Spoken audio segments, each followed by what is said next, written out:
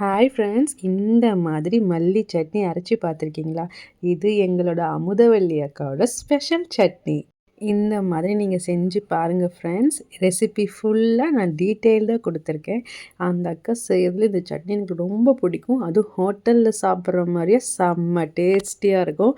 நீங்களும் மறக்காமல் இந்த மாதிரி செஞ்சு சாப்பிட்டு பாருங்கள் ஃப்ரெண்ட்ஸ், உங்களுக்கு ரொம்ப பிடிக்கும். பசங்களும் இதை ரொம்ப விரும்பி சாப்பிடுவாங்க. 4 இட்லி சாப்பிட்ற இடத்துல 2 இட்லி சேர்ந்து சாப்பிடுவாங்க ஃப்ரெண்ட்ஸ். இது எல்லாரும் அரைக்கிற மாதிரி இருக்காது. இதில் ஒரு ஸ்பெஷல் இன்க்ரீடியன்ட் இருக்குது. அது என்ன தெரியுமா? நம்ம தயிர் யூஸ் பண்ணியிருப்போம் ஃப்ரெண்ட்ஸ். நீங்கள் தயிர் யூஸ் பண்ணி அரைச்சி பாருங்கள், செம்ம டேஸ்டியாக இருக்கும். நல்லா நேவாக அரைக்கணும் ஃப்ரெண்ட்ஸ். இதில் புளி நீங்கள் யூஸ் பண்ணணும்னு ஆசைப்பட்டீங்கன்னா நீங்கள் புளி யூஸ் பண்ணிக்கலாம்.